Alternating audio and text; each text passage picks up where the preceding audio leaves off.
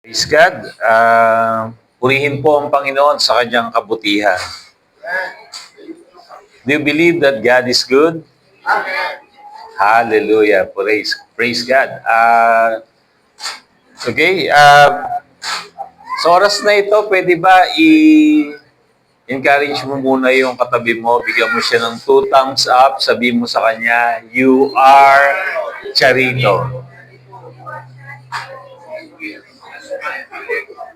Okay.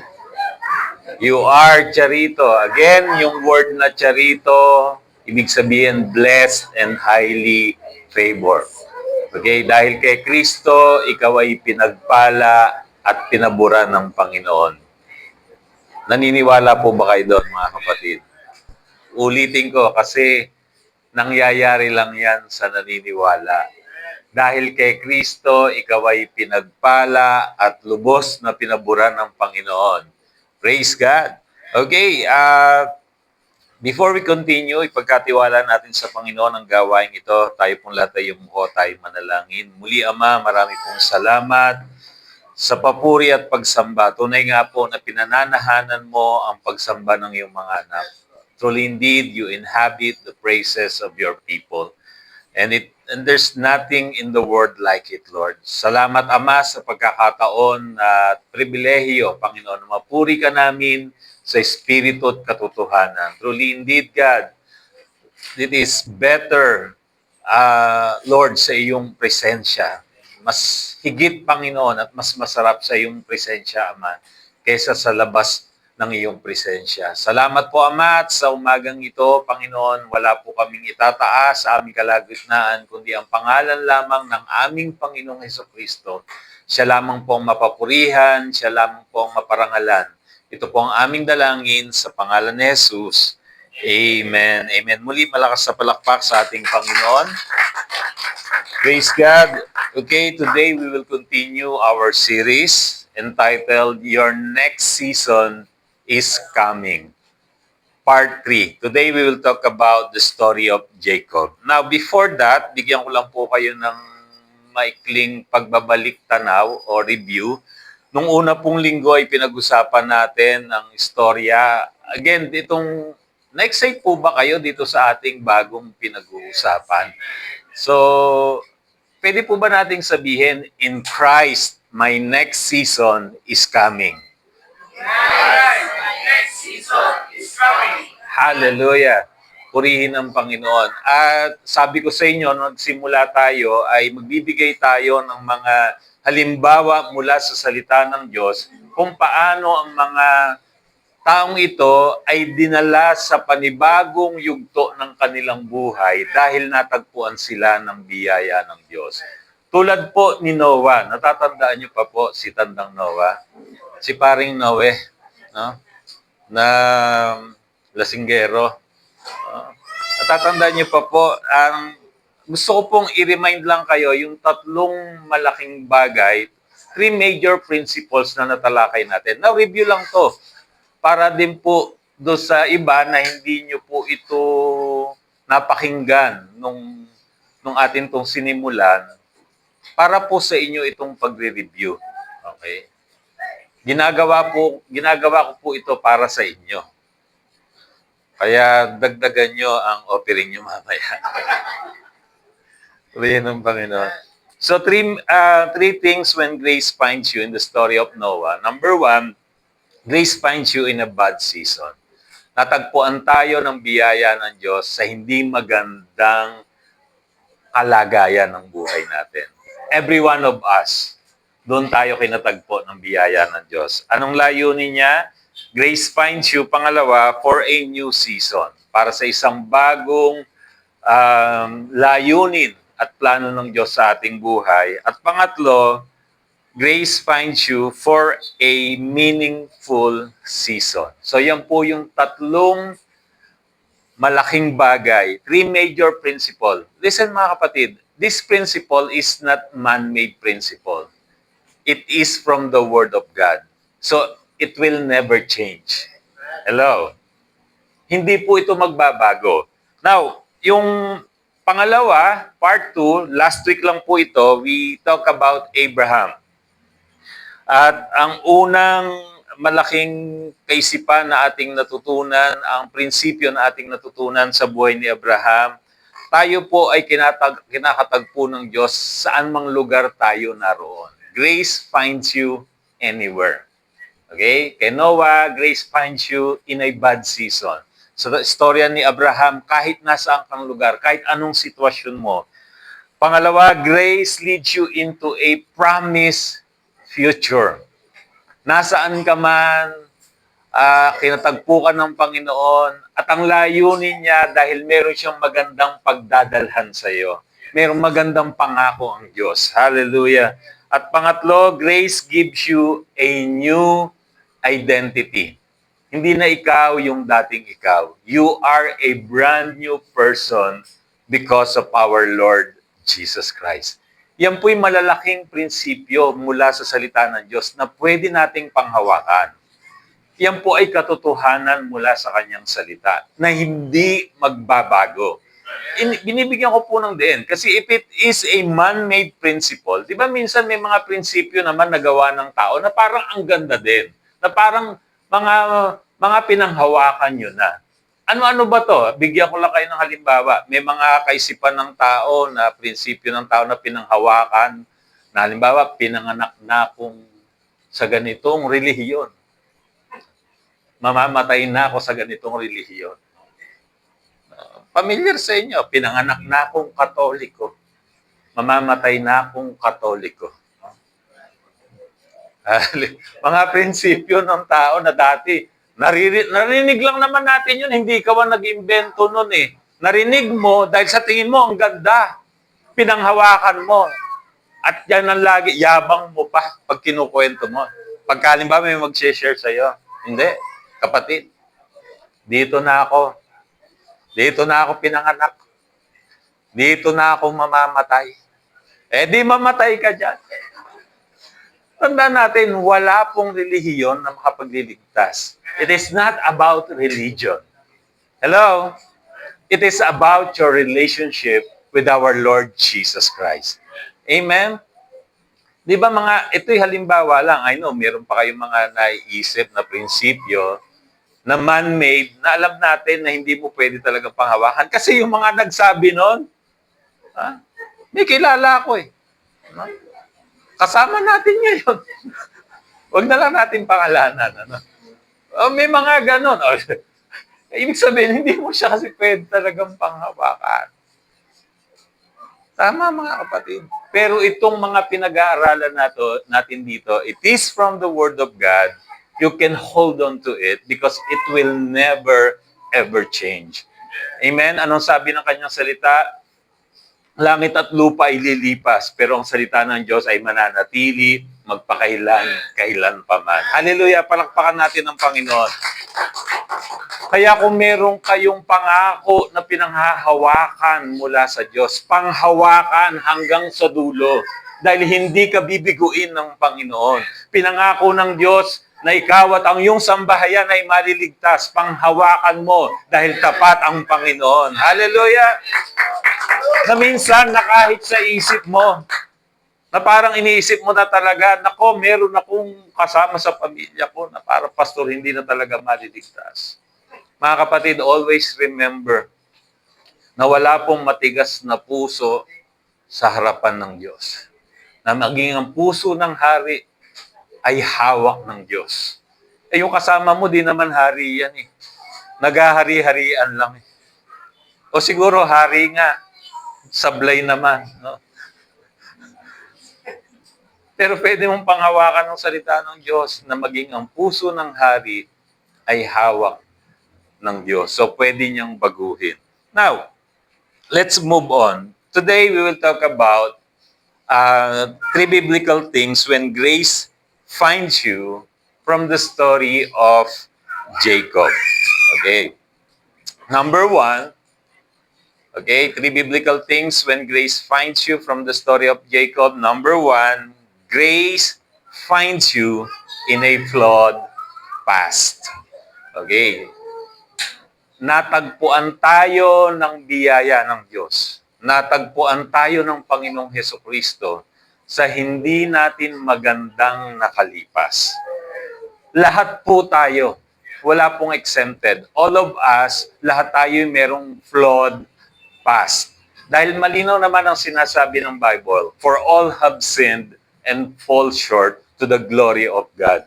Dahil tayo lahat, dahil si Adan ay nagkasala, lahat tayo nung pinanganak, lahat tayo galing kay Adan, lahat tayo pinanganak na makasalanan. Ang sabi ng Bible, lahat ay nagkasala, walang matuwid kahit isa. Kaya, but do not take offense sa katotohanan na iyan, mga kapatid. Pero kahit sa bagsak nating kalagayan, kahit sa ating mga pangit na kahapon, doon tayo kinatagpo ng ating Panginoon. Hallelujah! Praise God! Alam nyo, mas lalo mong na-appreciate yung kabutihan ng Diyos sa buhay mo. Dahil palagi mong nasasabi that you are unworthy, hindi ka karapat-dapat na iligtas ng Diyos. Sa totoo lang, many of us, or sabi nga ng katotohanan that all of us is not worthy sa pag-ibig ng Diyos. Pero dahil mahal niya ang bawat isa sa atin, tayo po'y kinatagpo ng biyaya ng Diyos. Now, Jacob's name means deceiver. Yung pong pangalang Jacob, ang ibig pong sabihin niyan, deceiver. Maraming nagaganda sa pangalang Jacob, no? Pero hindi nila alam, hindi masyadong maganda ang kahulugan nito. Wala ka nang magagawa. Yan ang binigay na pangalan sa iyo ng nanay mo. No? Pero ang kahulugan niyan sa Bible ay deceiver. Ibig sabihin, manloloko, mandarambong, no? Scammer, sa iba sa atin, mambubudol. No? Di ba? Yan yung deceiver. Familiar kayo sa mga ganyan. No? Yan yung meaning ng pangalan na Jacob. Okay? Pero huwag kayong mag-alala, no? Later on, papalitan ng Diyos ang pangalan na ito. But Jacob, yun yung meaning, and he lived up to it when he tricked his brother Esau out of his birthright and stole their father Isaac's blessing. It says in Genesis 27:36. Bigyan ko lang po kayo ng background sa istorya ni Jacob. Maybe many of you familiar kayo sa story ni Jacob, but maybe some of you are not familiar. So bigyan ko po kayo ng background sa istorya ni Jacob. Si Jacob po ay anak ni Isaac at ni Rebecca, at ang kapatid niya ay si Esau. No? Iba po ito. Ibang Esau to kaysa doon sa naiisip nyo. No? Parang ang kapatid ni Jacob, si Esau. Okay, sila po ay kambal. So, at ang panganay ay si Esau. Kasi doon sa, actually, technically, siya yung panganay kasi siya yung unang lumabas. Pero kung logically, kung isipin mo, parang sabay naman sila, di ba? Sabay silang nag-form doon sa womb ng nanay niya. Kaya lang, siguro doon sa loob, nagkaroon ng UFC, no, na gulangan ni Esau si Jacob, nauna siyang lumabas. Pero ang sabi ng Bible, nung lumabas si Esau, hawak-hawak yung sakong niya ni Jacob. So kung isipin natin, parang walang putol, parang parehas lang. Actually, maraming interpretation dyan ng Bible. Yung mga ibang tao, ini-interpret nila. Pero wag na yan yung pag-usapan natin. Dahil so si Esau at si Jacob ay kambal. So ang panganay si Esau. At ang isa pang description ng Bible, si Jacob, homeboy. Homeboy. Lagi lang nasa bahay. No? At kasama yung kanyang nanay. At si Esau ay hunter. Okay? Hunter po si Esau. Ang description din ng Bible kay Esau, siya po ay hairy, balbon. At si Jacob, flawless. No? Opo, yun ang katangian ng dalawa. At least, nakikita nyo. At nung isang araw, itong si Esau ay galing sa pangaso at siya ay gutom na gutom. At ito namang si Jacob ay nagluto ng lentil soup. Okay? Now, kung ano man tong lentil soup na to, wag na nating masyadong alamin. Pero yung kasi yung kinakain nila. Pero dati kasi may narinig akong pastor, sabi, nagluto daw ng ginisang munggo. No? Narinig ko talaga. Ininterpret nila yung lentil. Now, hindi naman masyadong malaking bagay kung ginisang munggo nga yung niluto. Kaya lang, we believe in the Bible, hindi tayo nagbibigay ng kahulugan kung walang sinabi ang Bible. Okay? Kung ano lang sinabi ng Bible, kasi bawal po yan. Bawal po yung magdadagdag bawas ka sa salita ng Diyos. Anyway, ang sabi ng Bible ay nagluto si Jacob ng lentil soup at sinabi ni Esau dahil gutom siya, sabi niya, pwede mo ba akong bigyan niyang lentil soup? Okay. Ng ginisang munggo. Okay. At sabi ni Jacob, pwede naman, bakit naman hindi? Pero sa isang kondisyon, ibigay mo sa akin ang iyong birthright. Ibig sabihin, bibigyan kita ng lentil soup, isang mangkok, okay? Pero ibibigay mo sa akin yung birthright, ako na yung panganay. Now, sa gutom nitong si Esau, kaya delikado, mahirap din pagka yung nagugutom eh. No? Alam mo, hindi masyadong nakapag-iisip ng maayos. Ano, gaano ba kahalaga yung birthright para sa kanila? Mga kapatid, meron po kasing kultura po kasi ng mga Israelita, pagka ikaw ay panganay na lalaki, double portion of inheritance ang nasa iyo. So, doble ang mana mo. Now, pero si Esau, dahil gutom na gutom siya na yun, ang naisip lang niya yung kanyang nararamdaman noon. No? Kaya yun ang aral. No? Huwag niyong gugutumin yung mga asawa niyo. Dahil iba ang nagiging, hindi nakakapag-isip ng maayos yung mga taong gutom. At si Esau, ibinigay niya yung kanyang birthright kay Jacob. Kaya ito yung po yung istorya, binigyan ko yun sa Genesis 27, yung po yung nangyari, nakipagpalit. So, inagaw ni Jacob, mautak si Jacob yung birthright kay Esau. Okay? And Jacob tricked Esau in Genesis 27. Now, mga kapatid, God's grace did not bypass Jacob despite his flaws. Okay? Kahit nang budod, kahit nang scam, hindi po nilampasan ng biyaya ng Diyos. Yan yung mga kapatid. Kaya nga po ito biyaya eh. Hindi po karapat dapat si Jacob. Kaya ito po'y magandang aral para sa atin. Kung iniisip mo na hindi ka karapat dapat para gamitin ng Diyos, look at this, pinag-aaralan natin si Jacob. Siya po ay man in the Bible na nakita natin na ginamit ng Panginoon ng malakasan para sa kanyang kapurihan. Kaya ito palagi sinasabi ko, hindi natin dapat i-disqualify ang sino man. Amen? So, God's grace did not bypass Jacob despite his flaws. Instead, it entered his life, redirecting his deceitful. Masama po yung ginawa ni Jacob, mga kapatid. Masama, pero kinatagpo siya ng biyaya ng Diyos at binago yung kanyang buhay. Redirecting his deceitful schemes to advance the covenant promise made to Abraham. Hallelujah. Hindi po namimili ang Diyos ng tao na kanyang gagamitin. Mga kapatid, ano man ang ating nakalipas, gaano man ito kadilim, kaya tayong baguhin ng biyaya ng Diyos.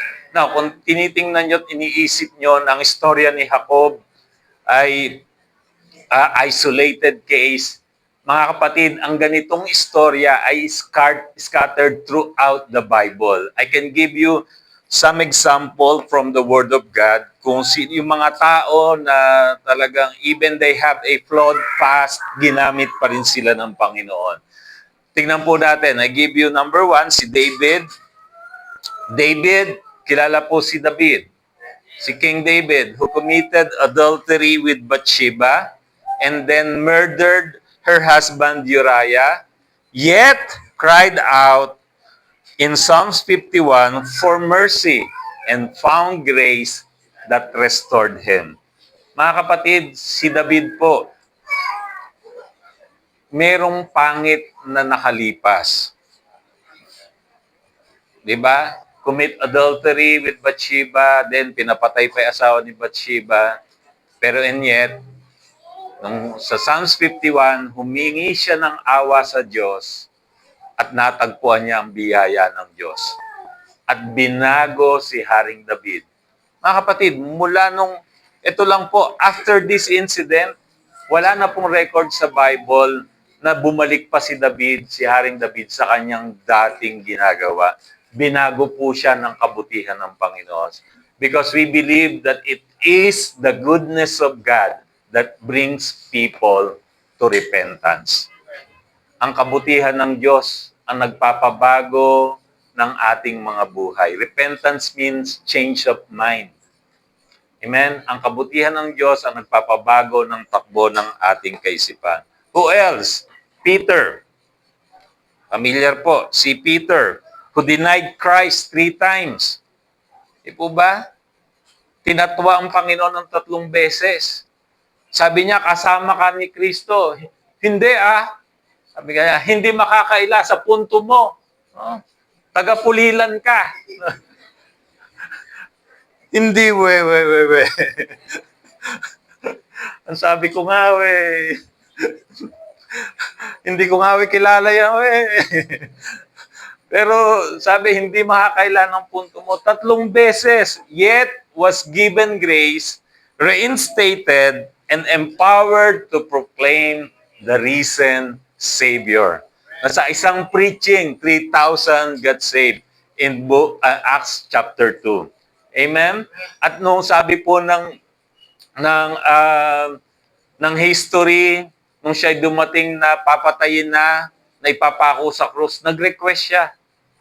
Sabi niya, Mr. DJ, can I make a request? Pwede ba upside down akong ipako? Dahil hindi ako karapat-dapat ng kamatayan, na mamatayin ng katulad ng kamatayan ng aking Panginoon. Si Pedro po, namatay, pinako sa krus ng pabaligtad. Grabe, kahit na nakita natin kung paanong binago ng Diyos, kahit sa, inisip niyo po, nakikita niyo po itong mga istorya na to, parang kung isipin niyo, nagamit to ng Panginoon, 3 beses tinatwa ang Panginoon, yabang-yabang niya, di ba? Nung una, di ba, Lord, kasi sinasabi ng Panginoon na ipapako siya sa krus, mamamatay siya, no? Sabi, Lord, walang makagagalaw sa inyo yan habang nandito ako. Parang ganon. Dadaan sila sa ibabaw ng aking bangkay. Di ba parang ganon ang dating? Ang yabang nung mama Pero nung hayanan, nung aktuhan na, kilala mo ba ito? Sino yan? Hello? Nakakatuwa, pero mga kapatid, isipin nyo, kung tayo yung nasa katayuan ni Pedro. Naisip nyo po? Di ba? Parang, kilala mo ba ito si Kristo? Sino yan? Lalo na, halimbawa, di ba, may mga kwentong ganon? Merong mga bandido pumasok sa church. May mga baril. Yung mga tao na nakikinig doon sa church, pumasok yung mga bandido, may mga baril, sabi nila, lahat ba kayo naniniwala kay Kristo? Sabing ganyan. Lahat ng naniniwala kay Kristo, pagbabarilin namin, naglabasan yung mga miyembro. Isa-isa. Pagka daw naniniwala kay Kristo, babarilin. Ang natira na lang yung pastor. Ikaw, pastor, naniniwala ka ba kay Kristo? Oo. O sige, pastor, mag-preach ka na. Wala na yung mga ipokrito. Mag-preach ka na, makikinig kami. Wala na yung mga ipokrito. Ano yung minsan nakakatuwa lang, pero pagka nalalagay minsan sa sitwasyon na gano'n, parang naipagkakanulo natin ang Panginoon. But again, hindi po ito nakakalampas sa biyaya ng Panginoon. Hindi ito nagiging dahilan para hindi gamitin tayo ng Panginoon. Amen? Hallelujah. Also, pangatlo, si Saul of Tarsus na naging Paul sa Acts chapter 9 verses 1 to 19. Saul of Tarsus, a prosecutor of the church, encountered God's grace on the road to Damascus, was transformed, and rose to become the apostle to the Gentiles. Mga kapatid, may mga pangit silang nakalipas. Itong mga halimbawa, and I can give you many example from the Word of God na mga tao na hindi karapat-dapat and yet ginamit po ng Panginoon. Mga kapatid, grace confronts our failures not to condemn. May mga pagkakataon yung failure natin, kinukumpronta ito ng Diyos. But hindi para kondinahin tayo, but to transform. Like Jacob, we must own our brokenness and invite God's mercy to step into our flawed past and change it. Hayaan natin ng Diyos ang bumago ng ating mga pangit na nakalipas. Tandaan niyo mga kapatid, ang iyong nakalipas ay tapos na. Ang kahapon ay nag-end na kaninang alas 12. Amen? It is a brand new day. Amen? Kaya kang gamitin ng Panginoon, ano man ang iyong nakalipas. So that's number one. Grace finds you in a flawed past. Number two, mga kapatid, grace meets you in a wrestling season. Number two, grace meets you in a wrestling season. After years of running from his past and fearing his brother Esau, Jacob found himself alone by the Jabbok River when a man wrestled with him until daybreak. In Genesis 32, verses 24 to 26. Mga kapatid, di ba yun doon sa Genesis 27, yun doon nangyari yung tinrik, okay? Dinugaan. Mga bata ngayon na, di ba, nanduga. Mga bata kasi naririnig ko. Yung dinaya, no? Nung dinugaan ni Jacob si Esau. Then, after that, ang nangyari, pinatakas siya nung konsentidora niyang nanay. Kasi di ba, natandaan niyo si Jacob kasi homeboy to, lagi niya kasama yung nanay niya. Kaya nga minsan, ang bansag sa kanya, mama's boy, no? Kaya nung nalaman, nung nanay, na gano'n, kasi nagalit si Esau dahil dinaya siya, pinagplanuhang patayin ni Esau si Jacob. Ang sabi ngayon ng nanay, tumakas ka na anak. No? At pumunta ka doon sa kapatid ko, kay Laban. Okay? Tito ni Jacob si Laban. Pumunta ka doon at doon ka magtago. Kaya nung panahon na yon, si Jacob po, lumipat siya sa partido ng Laban. Okay? Lumipat na siya sa partido ng Laban. Doon siya nagtago. At sabi ng mga scholar, from Genesis 27 hanggang Genesis 32, ito na po yon kasi iniisip na ni Jacob, gusto na niyang bumalik sa kanyang pamilya. Pero alam niya, pag bumalik siya, papatayin siya ng kapatid niya. Kaya ito pong istorya na to, sabi ng mga scholars, itong panahon na ito is between 50 to 70 years. Ganun na katagal. Ganun na katagal yung nangyari. No? At tingnan natin yung nangyari dito at merong pakikipagbuno, merong wrestling match na naranasan si Jacob. Sabi ng Genesis 32:26, look at this verse. So Jacob was left alone, and a man wrestled with him till daybreak. When the man saw that he could not overpower him, okay, he touched the socket of his hip so that his hip was wrenched as he wrestled with the man. So si Jacob nakipagbuno sa angel of the Lord. Actually, nakipagbuno sa Diyos. At sabi dito, hanggang umaga. Ayaw niyang bitawan ng Diyos. Kaya ang ginawa dito, sabi dito, so the man, so that he could not overpower him, he touched the socket of his hip. Kaya si Jacob, after nung wrestling match na yon, iika-ika na. Verse 26, it says here, then the man said, let me go, for it is daybreak. Hindi ka pa mabibitaw, umaga na. But Jacob replied, look at this, it is interesting, yung reply ni Jacob, I will not let you go unless you bless me. Grabe, it is an act of desperation.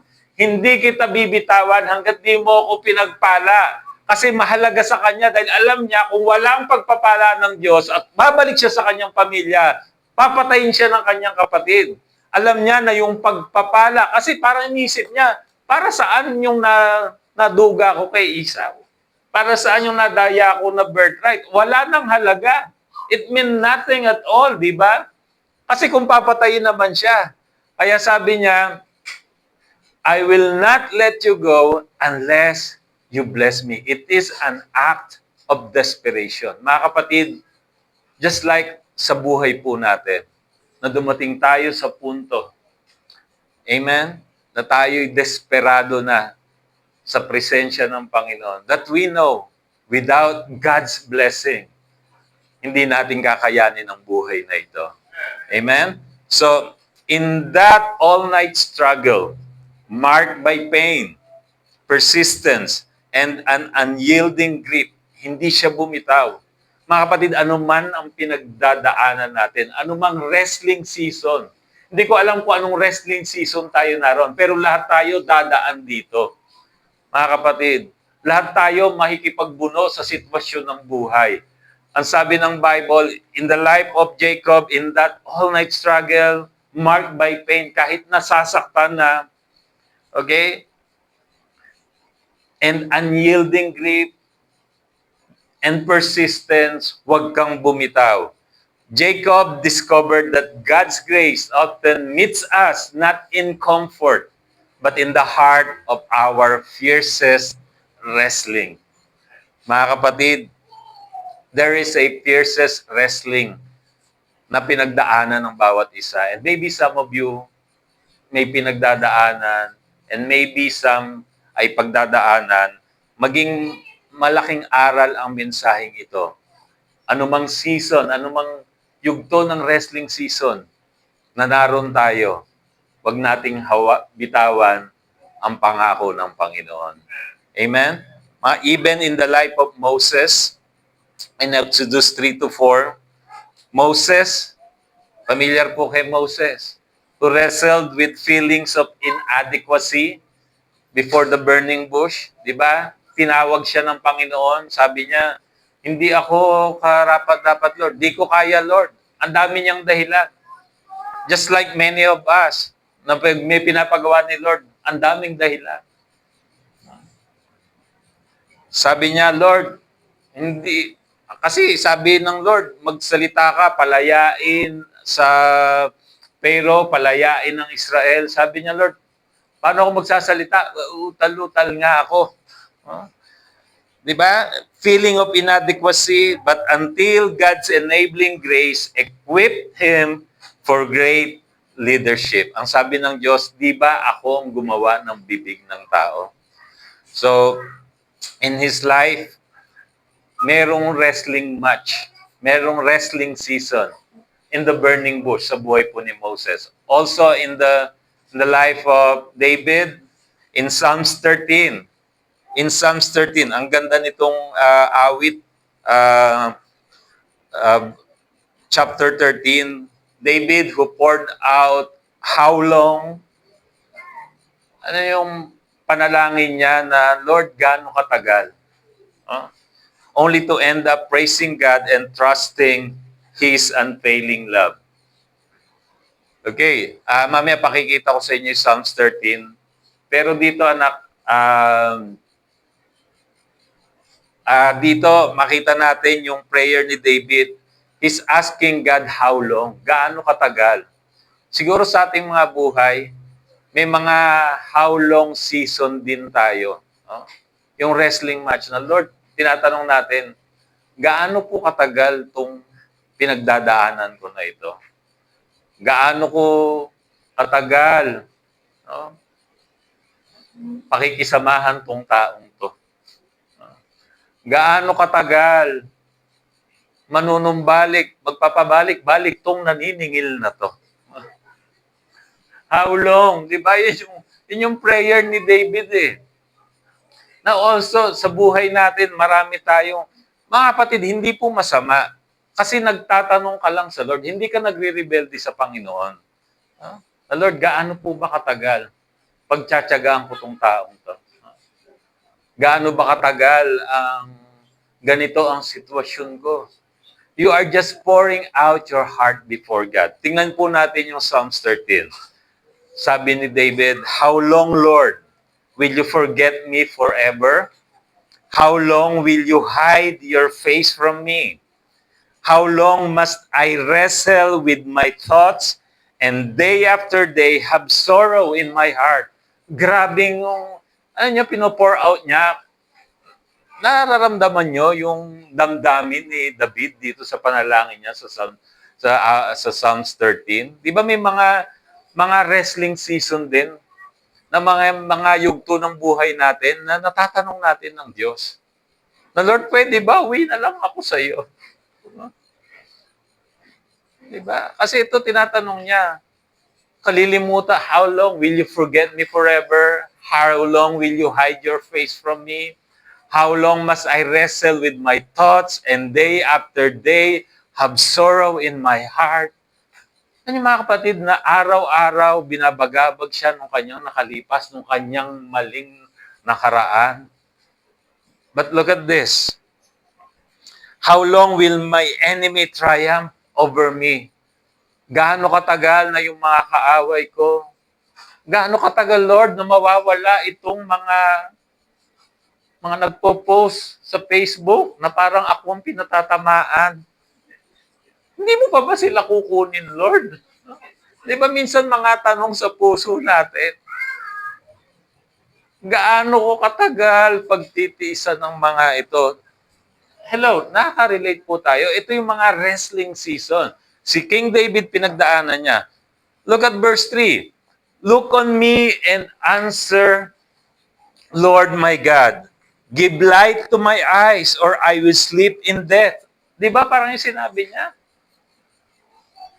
Lord, kunin mo na lang ako kaysa sa ganitong bigat ng pinagdadaanan ko. And my enemy will say, I have overcome them, and my foes will rejoice when I fall. Na yung mga kaaway ko, matutuwa pag nakita nila ang pangit nangyari sa buhay ko. No? Yung mga basher, Lord. No? Gaano ba katagal pagtitiisan ko itong mga to? Verse 5. Ito po yung matapos yung mga tanong natin na how long. Hindi po masama. I-pour out natin magtanong sa Panginoon. But at the end, tulad ni Haring David, dapat ganito po ang atin gawin. Verse 5, but I trust in your unfailing love. My heart rejoices in your salvation. I will sing the Lord's praise, for He has been good to me. Hindi po masamang magtanong sa Panginoon kung gaano katagal, pero dapat sa dulo, patuloy ka pa rin nagpupuri sa Panginoon. Sa gitna ng iyong wrestling season, sa gitna ng iyong pinagdadaanan, hindi man ito gaano kaganda, natatagpuan pa rin ang iyong sarili, nagpupurit, sumasamba sa dakilang Diyos na nagmahal at nagmalasakit sa iyo. Hallelujah.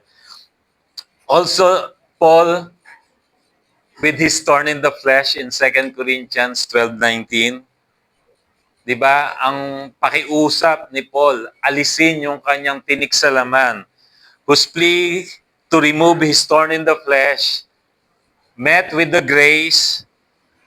Ano ang sabi? Di ba, ang pakiusap ni Pablo, na Lord, alisin mo na itong tinik ko sa laman. Parang ganun na nga eh. Kasi itong tinik sa laman, hindi po ito sakit. No? Ito po yung mga tao, mga sitwasyon, na parang pumipigil para makapaglingkod si Pablo sa ating Panginoon.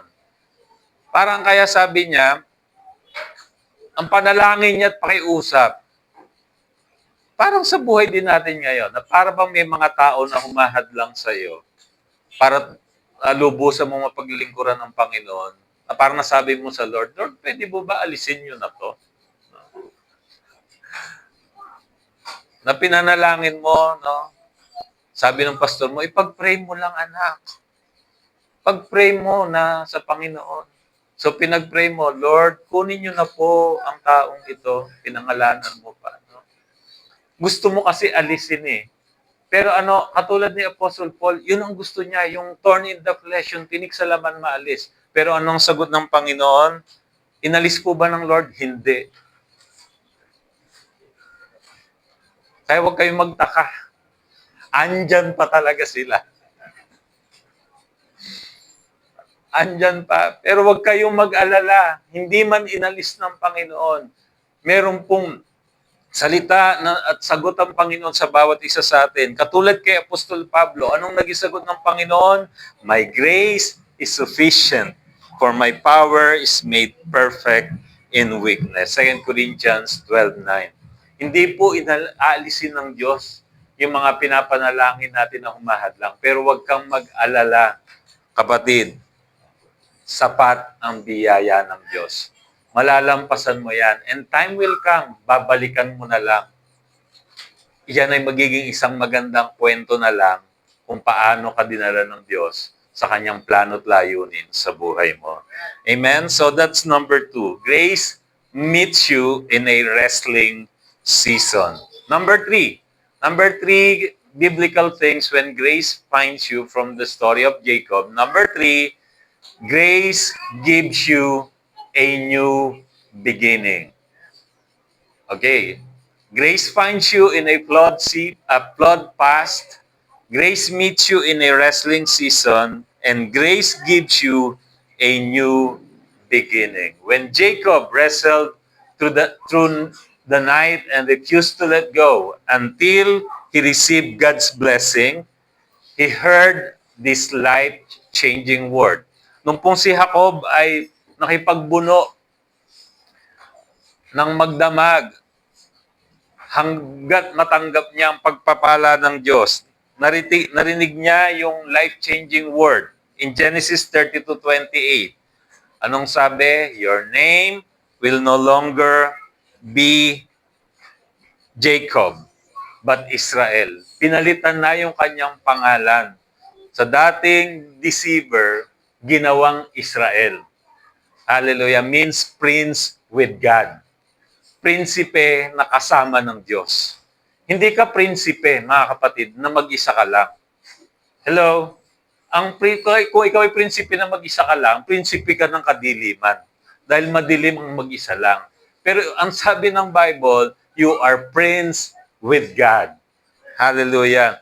Narinig ito ni Jacob. Sabi niya, your name will no longer be Jacob, but Israel, because you have struggled with God and with humans and have overcome. In that moment, grace did more than forgive Jacob's deceit. Hindi lang pinatawad yung kanyang pandaraya. It gave him what? A new identity as Israel. Means prince with God. His story shows that grace doesn't just cover our failures. Mga kapatid, yung ating pong mga pagkakamali sa kahapon, hindi lang po ito tinakpan ng Diyos. Hello? Yung ating mga kasalanan, hindi po sinabi ng Lord, sige, malakas ka naman sa akin. Walisin na lang natin under the carpet. No? Hindi po ganun ang ginawa ng Diyos. Ang lahat ng ating kasalanan, nung nakipag-isa tayo kay Kristo, ito po'y pinatawad ng Diyos. Ito po'y kinalimutan na ng Diyos. Ito po'y binaon na niya sa pinakamalalim na pusod ng dagat. Mga kapatid, at binigyan ka ng bagong pagkatao.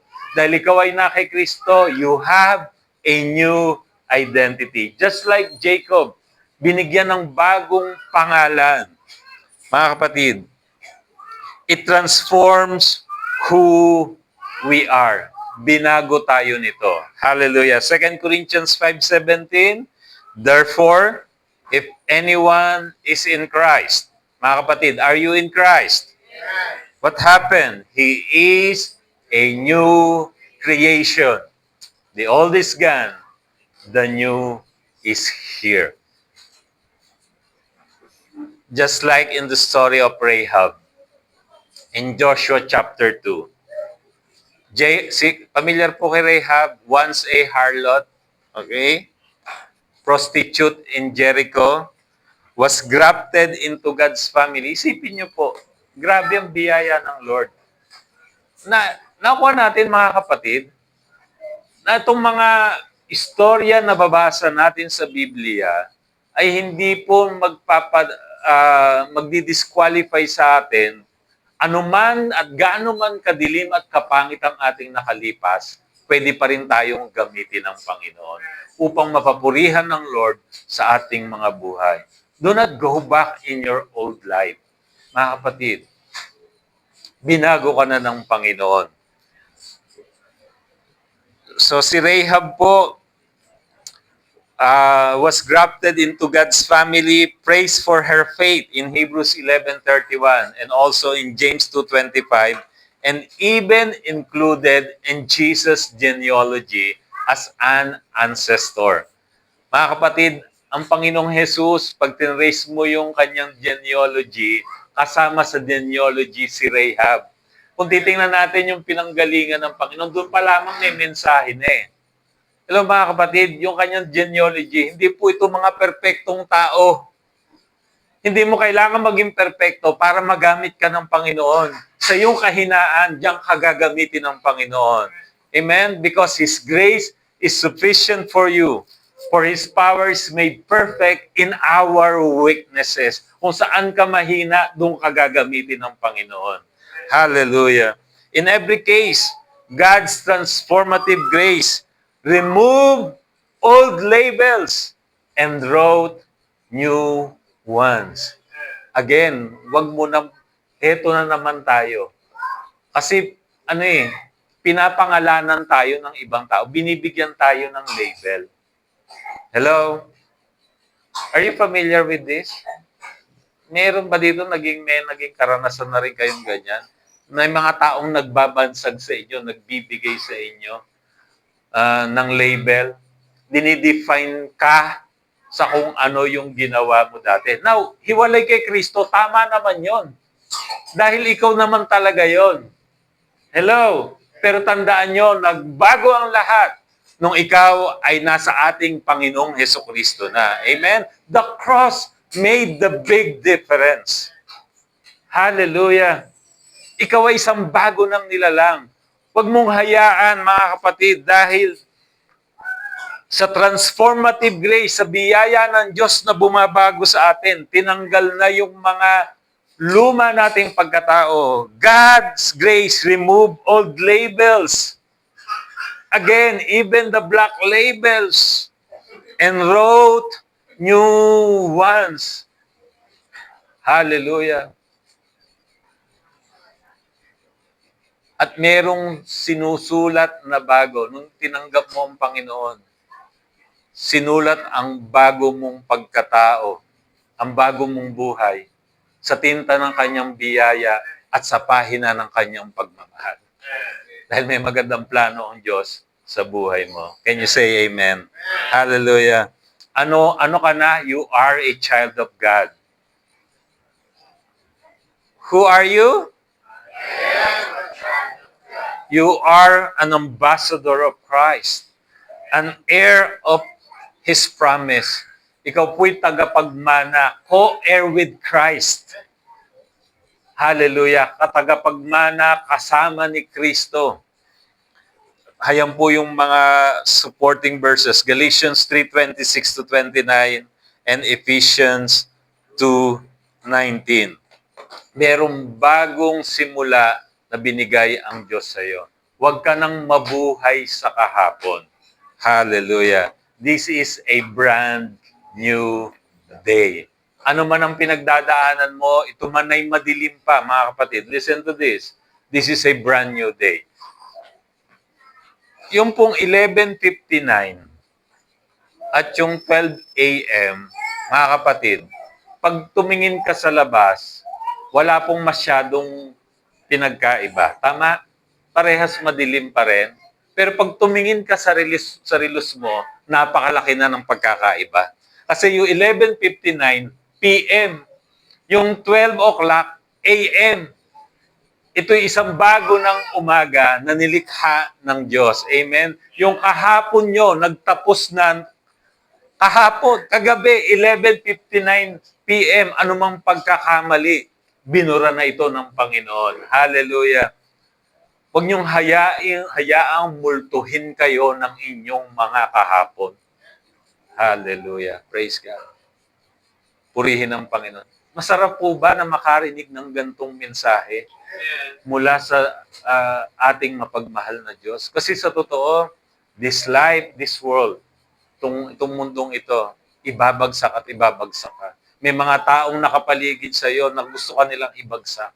Na gusto ko pa rin nilang i-define, depende sa yung nakalipas. Pero salamat sa ginawa ng ating Panginoong Hesukristo. Tayo ay isa ng bagong nilalang. Hallelujah. Now, let's go to our life application. Life application. Okay, so number 1, life application when grace finds you from the story of Jacob. Number 1, don't let your past haunt your present. Don't let your past haunt you. Christ's mercy covers every failure and rewrites your story. Hallelujah. Inviting you into a future marked by grace and purpose. Sabi po ng 2 Corinthians 5:17. Huwag nating hayaan ang kahapon ay palagi na lang inire-remind sa atin. Kung meron mang nagre-remind sa atin, just ignore it. Amen? Kaya mahalaga dahil alam mo kung ano nang ginawa ng Diyos sa buhay mo. Ikaw ay binago na ng Panginoon. Hallelujah. Number 2, hold on to what God wants to do in your life. Number 2, life application. Nandito na po tayo sa life application, mga kapatid. So mahalaga na natutunan natin yung mga principle and of course, not only that, mai-apply natin sa ating mga buhay. Hold on to what God wants to do in your life.